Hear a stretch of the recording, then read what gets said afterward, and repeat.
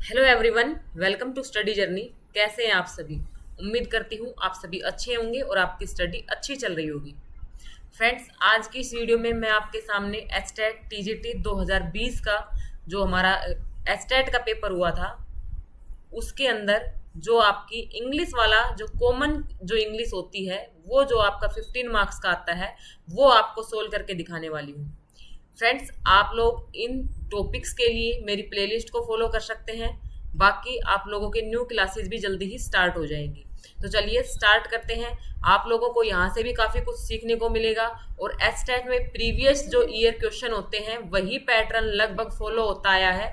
तो आप लोग इन क्वेश्चंस को, इस सीरीज को ज़्यादा से ज़्यादा सोल्व करेंगे तो आपको फ़ायदा ज़रूर होगा। ये देखिए 2020 में आया हुआ क्वेश्चन पेपर है आपका, ज़्यादा पुराना नहीं है, टीजीटी लेवल का आपका पेपर रहेगा। तो चलिए इसको सोल्व करते हैं। देखो भाई, जो फर्स्ट क्वेश्चन है, choose the correct tense form. आपको करेक्ट टेंस फॉर्म देखनी है। आपके सामने क्या दिया हुआ है? Nanny died last week, she fill in the blanks from cancer for some time. आपको क्या बता रखा है इसके अंदर? भाई जो नैनी है वो डाइड लास्ट वीक आपकी डाइड हो गई, वो परमात्मा को प्यारी हो गई। She from cancer for some time, तो वो कैंसर से क्या कर रही थी भाई? सफर कर रही थी। ठीक है, तो यहाँ पे जो अपना जो सही आंसर रहेगा वो क्या रहेगा? Option number third. ये सही आंसर आपका ऑप्शन नंबर थर्ड क्यों हुआ ये भी मैं आपको बताऊंगी। आप कहीं पे नोट भी कर सकते हो, आप इसके अपनी तरफ से शॉर्ट नोट्स भी बना सकते हो ताकि आप इसका एक बार रिविजन कर पाओ। ये इसका जो सही आंसर है वो अपना रहेगा had been suffering. Nanny died last week, she had been suffering from cancer for some time. ये क्यों हुआ भाई? क्योंकि ये जो आपका एक्शन था ये लास्ट वीक आपका कंप्लीट हो चुका है, यानी आपका पास्ट में ही कंप्लीट हो चुका है। और ये जो प्रोसेस है भाई कब से चला आ रहा था? पास्ट से ही चला आ रहा था। पास्ट में ही आपका क्या हो गया? फिनिश हो गया। पास्ट से ही स्टार्ट हुआ था, पास्ट में ही कंटिन्यू रहा और पास्ट में ही आपका फिनिश भी हो चुका। तो यहाँ पे जब आपकी फॉर्म, यहाँ पे भैया आप लोग देखोगे वर्ब की सेकंड फॉर्म आई हुई है, तो यहाँ पे आपकी कौन सी आ जाएगी भैया? आपका हैड बीन प्लस वर्ब की फोर्थ फॉर्म आपकी यूज हो जाएगी। यहाँ पे वर्ब की फोर्थ फॉर्म यानी वर्ब की फर्स्ट फॉर्म प्लस में आईएनजी यहाँ पे लेगी। भाई यहाँ पे बीन आया हुआ है तो आपका आईएनजी आना ऑब्वियस है। तो यहाँ पे क्या हो जाएगा? आपका हैड बीन सफरिंग, ये आपका आंसर रहेगा। ठीक है, ये क्यों हुआ आपका समझ गए होंगे? क्योंकि भाई आपके पास्ट में ही तो ये एक्शन है वो स्टार्ट हुआ था, पास्ट में ही कंटिन्यू रहा और पास्ट में ही क्या हो गया? फिनिश हो गया।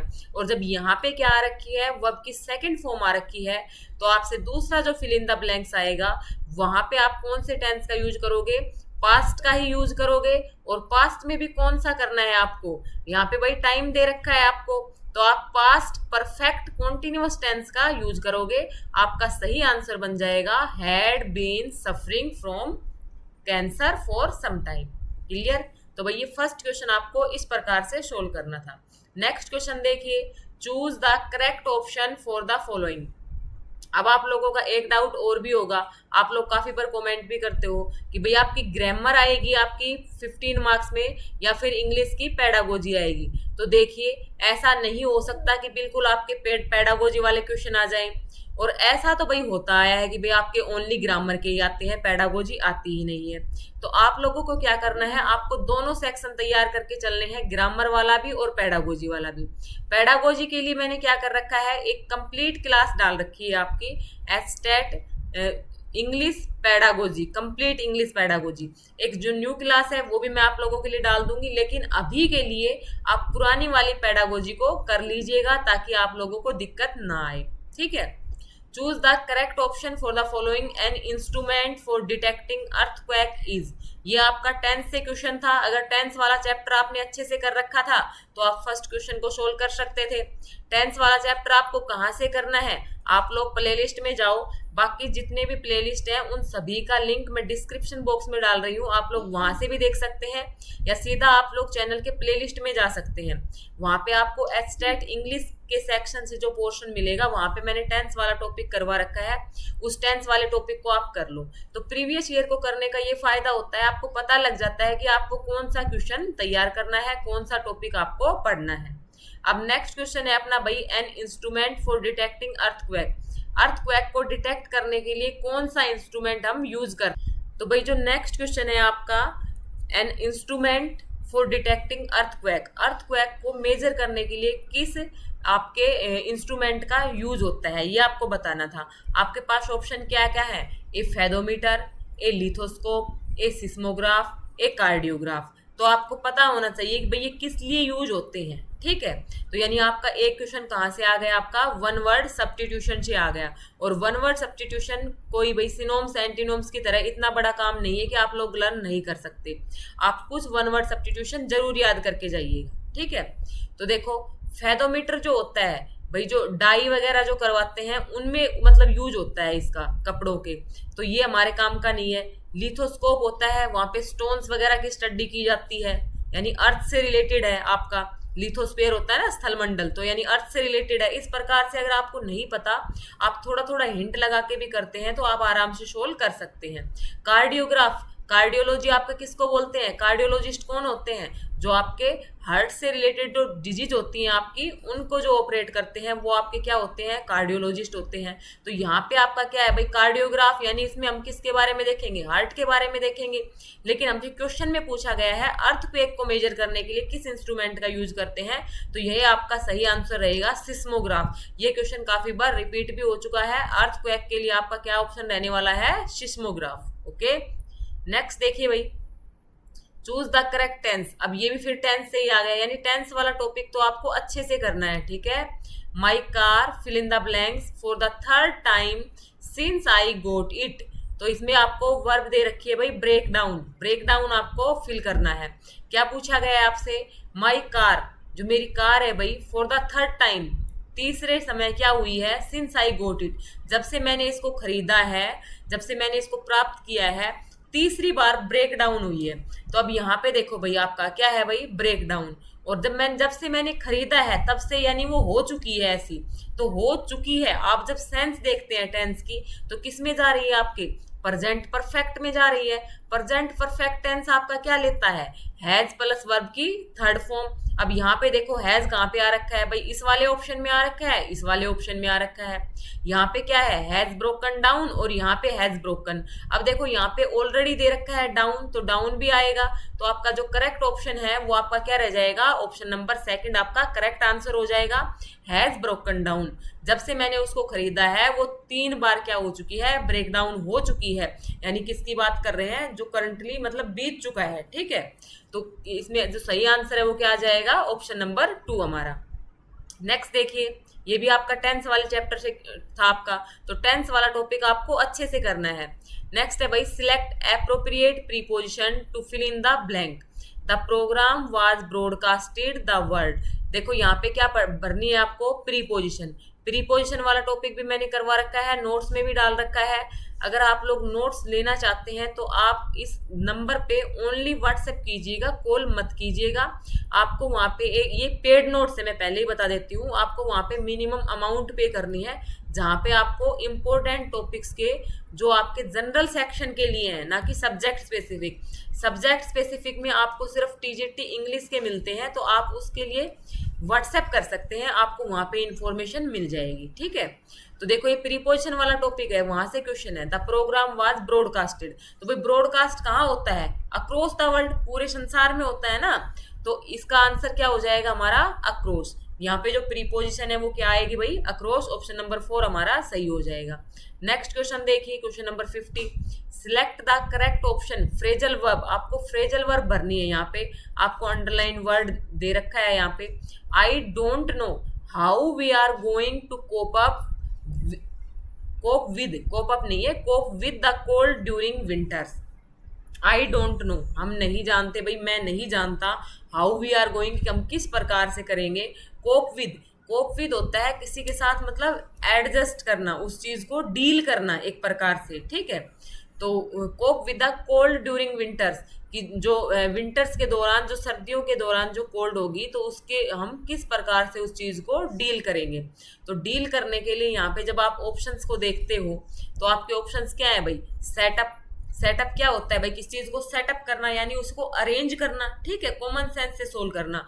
यहाँ पे हमें cope up cope with, sorry cope up नहीं, कोप विद जो है उसकी हमें प्रीपोजिशन निकालनी है। आपकी जो फ्रेजल वर्ब है आपको कोप विद की निकालनी है। तो सेटअप तो क्या होता है, किसी चीज को अरेंज करना। पुट डाउन हो गया, ये तो वैसे ही अलग है। मेकअप फॉर का मीन्स क्या होता है, टू कंपनसेट, ठीक है, किसी चीज को कंपनसेट करना, मेकअप फॉर का मतलब। अब भाई इसमें जो 4 ऑप्शन दे रखे हैं, इसमें से जो सही सुटेबिलिटी लगती है वो लगती है ऑप्शन नंबर 2 की, put up with. Put up with होता है आपका किसी चीज से टोलरेट करना, किसी चीज को डील करना, ठीक है। तो सही आंसर आपका क्या हो जाएगा, पुट अप विद, कि I don't know how we are going to put up with the cold during winters. Winters के दौरान हम जो कोल्ड है उससे किस प्रकार से उसे डील करेंगे। आपका ऑप्शन नंबर यहाँ पे 2 जो है वो सही आंसर रहेगा। नेक्स्ट देखिए, तो फ्रेजल वर्ब भी आपको अच्छे से करके जानी है भाई। फिर प्रीपोजिशन से क्वेश्चन है, select appropriate preposition to fill in the blank. They walked, fill in the blank, the footpath until they came to a bridge. वो भाई फुटपाथ के साथ चलते रहे, तो यहाँ पे क्या आ जाएगा, they walked along the footpath. Footpath के साथ साथ चलते रहे जब तक कि वो ब्रिज के पास ना पहुंच गए। तो फुटपाथ के साथ चले हैं तो इसको क्या बोलेंगे, इसके साथ क्या लग जाएगा, अलोंग लगेगा आपका, ठीक है। प्रीपोजिशन आपकी अलोंग यहाँ पे सही आंसर हो जाएगा, ऑप्शन नंबर 3। नेक्स्ट है question number 52, choose the part of the sentence which is incorrect. अब इस क्वेश्चन को ध्यान से देखना, यहाँ पे आपको क्या देखना होता है, करेक्ट और इनकरेक्ट को ध्यान से देखना होता है, उसके बाद आपको क्वेश्चन सोल्व करना है। आपको बिल्कुल जो आपका माइंड है बिल्कुल कॉन्शियस रखना होता है। His new film is really worth to be seen। अब देखो भाई यहाँ पे जो इनकरेक्ट है आपका ऑप्शन नंबर डी होगा, ठीक है। His new film is really worth जो है भाई वो अपने साथ क्या लेगा, जीरंड लेगा, ना कि यहाँ पे टू बी सीन आएगा। तो जीरंड का मीन्स क्या होता है, वर्ब अपने साथ क्या लेती है, ING. His new film is really worth seeing, ठीक है, ये आपका सही आंसर रहेगा। तो यहाँ पे आपका करेक्ट आंसर आपका ऑप्शन नंबर डी हो जाएगा। ओके, नेक्स्ट देखिए, select the correct option, phrasal verb से है ये भी आपका। Most of the patients respect doctor John for his kindness. Most of the patients, जो भाई ज्यादातर जो मरीज हैं, रेस्पेक्ट करते हैं डॉक्टर जॉन की, फॉर हिज काइंडनेस, उसकी दयालुता के लिए उसकी क्या करते हैं भाई, उसकी रेस्पेक्ट करते हैं। तो आपसे जो ऑप्शन दे रखे हैं, पे बैक क्या होता है भाई, हम किसी को मतलब जो हमारे साथ जैसा व्यवहार करता है हम उसी को वैसा ही फीडबैक देते हैं, तो वो आपका पे बैक हो गया। जेस्ट फॉर यूज होता है एंजॉयमेंट के लिए, ठीक है। मेक ओवर यानी किसी चीज का भाई उसको दोबारा से मतलब बनाना, मेक ओवर करना उसका। तो इसमें जो फोर्थ ऑप्शन है वो है आपका लुक अप टू, यानी लुक अप टू, उसको भाई इज्जत की नजर से देखना। तो इसको आप कॉमन की सेंस यूज करो। तो रेस्पेक्ट है, उसकी जो फ्रेजल वर्ब है यहाँ पे आपकी क्या हो जाएगी, look up to. Most of the patients look up to doctor John for his kindness. तो ऑप्शन नंबर 4 यहाँ पे आपका करेक्ट रहेगा।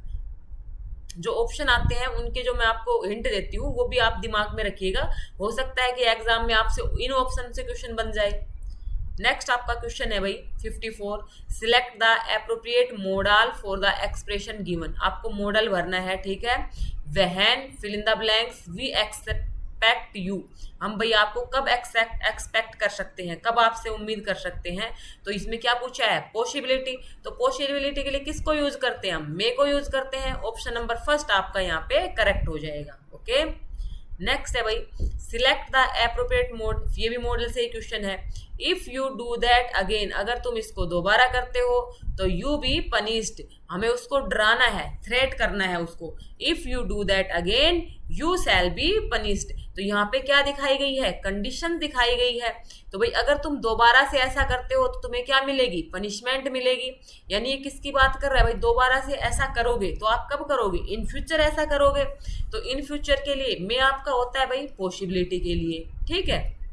आपका कैन जो होता है वो क्या दिखाता है, कैपेसिटी दिखाता है, एबिलिटी दिखाता है आपका। तो ना तो यहाँ पे कैपेसिटी है, और ओट के साथ आपका क्या लगता है, टू भी आता है। तो ना तो यहाँ पे आपकी कैपेसिटी है और ना ही आपकी पॉसिबिलिटी है। यहाँ पे क्या दिखाया रखा है, ये पहला सेंटेंस कैसा है, कंडीशनल सेंटेंस है। तो इन फ्यूचर की बात हो रही है, तो यहाँ पे क्या हो जाएगा, you shall be punished. Okay, next है question number 56, choose the correct meaning of the underline words. It's a pity you don't like football but is to their own.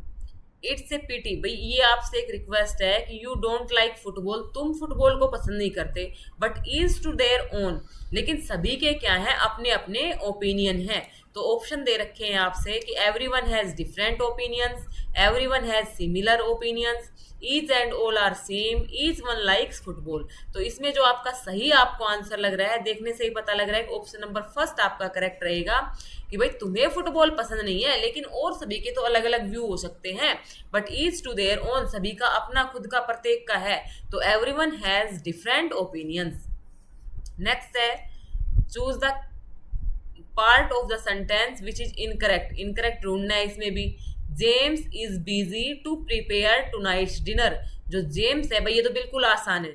इस वाले क्वेश्चन पेपर में आप लोग देख रहे हो कि भाई आपका फ्रेजल वर्ब्स, अब ये जो क्वेश्चन सेट करता है ना उसके ऊपर डिपेंड करता है भाई कौन सा डाले, लेकिन हम उसके भरोसे कुछ टॉपिक्स को छोड़ करके नहीं जा सकते। टेंस वाला टॉपिक आपका और आपका प्रीपोजिशन वाला टॉपिक, इनसे ही क्वेश्चन उठा रखे हैं। आपका मोडाल्स वाला टॉपिक, यहीं से क्वेश्चन बन रहे हैं।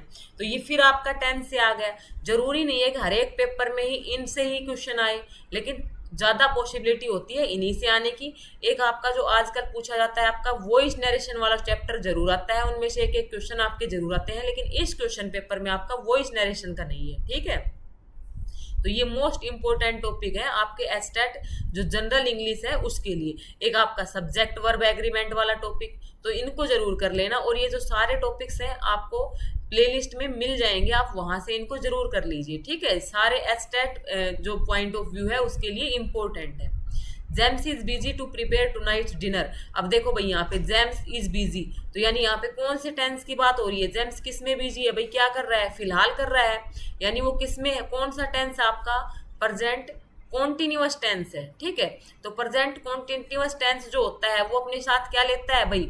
वर्ब की फर्स्ट फॉर्म के साथ क्या लेता है? आईएनजी। तो James is Beijing preparing tonight's dinner, तो यहाँ पे आपका क्या आ जाएगा? प्रिपेयरिंग आ जाएगा यहाँ पे। तो ऑप्शन नंबर सी आपका यहाँ पे इनकरेक्ट है और वही आपका करेक्ट आंसर भी रहने वाला है। नेक्स्ट क्वेश्चन देखिए, choose the correct option to fill the blank. Immediately after the operation he could see nothing vague shadows. Immediately तुरंत भाई, आफ्टर द ऑपरेशन, ऑपरेशन के तुरंत बाद क्या हुआ? ही कुड सी नथिंग, उसने कुछ नहीं, लेकिन क्या उसने? But wagyu shadows. तो क्या आ जाएगा यहाँ पे आपका? बट। ये आपका कंजक्शन वाले टॉपिक से है और बिल्कुल आसान सा क्वेश्चन था, इसको थोड़ा सा आप कॉमन सेंस से करते तो आपका बन जाता है यहाँ पे। ठीक है, नेक्स्ट है, choose the correct meaning of the underline word. The baby monkeys ran every which way. तो जो मंकी के जो बेबीज थे भाई दौड़े एवरी विच वे, जहां पर भी उनको रास्ता नजर आया। तो भाई ना तो अप होगा, ना तो ऊपर दौड़े, ना सीधे दौड़े, ना डाउन दौड़े, कहाँ पे दौड़े भाई? उनको जहां पे भी एवरी विच वे, प्रत्येक रास्ते पे दौड़े वो। तो इन डिफरेंट डायरेक्शन आपका सही आंसर बनेगा ऑप्शन नंबर थर्ड। नेक्स्ट है, choose the correct option to fill in the blank. The room was empty for a chair in the corner. भाई जो रूम था वो कैसा था? एम्प्टी था, आपका खाली था। सिर्फ एक कोने में भाई क्या थी? वहां पे एक चेयर थी, सिर्फ एक चेयर को छोड़ के बाकी रूम आपका खाली था। तो भाई इसमें क्या आ जाएगा आपका? एक्सेप्ट फॉर ए चेयर, कि एक चेयर को छोड़ के बाकी सब क्या था भाई? खाली था। आपका ऑप्शन नंबर 1 यहाँ पे सही आंसर रहेगा। तो भाई ये 15 क्वेश्चन थे आपके, ये इनके आंसर्स हैं, मैंने साथ में अटैच कर दिए हैं। अगर आप जिसने नोट्स ले रखे हैं तो वहाँ पे ये पीडीएफ आप लोगों को मिल जाएगी, आप लोग अपना इसमें से सोल्व कर सकते हैं, एक बार इसका फिर से रिवीजन कर सकते हैं। आपको ये 15 क्वेश्चन करने से क्या हेल्प मिली आप लोग कमेंट करके बताइएगा, दूसरे दोस्तों के साथ शेयर कीजिएगा। इसी प्रकार से आपको इंग्लिश के, हिंदी के, सीडीपी के किस चीज़ के क्वेश्चन सोल्व करने हैं आप लोग कमेंट करके जरूर बताइएगा। Thanks for watching this video.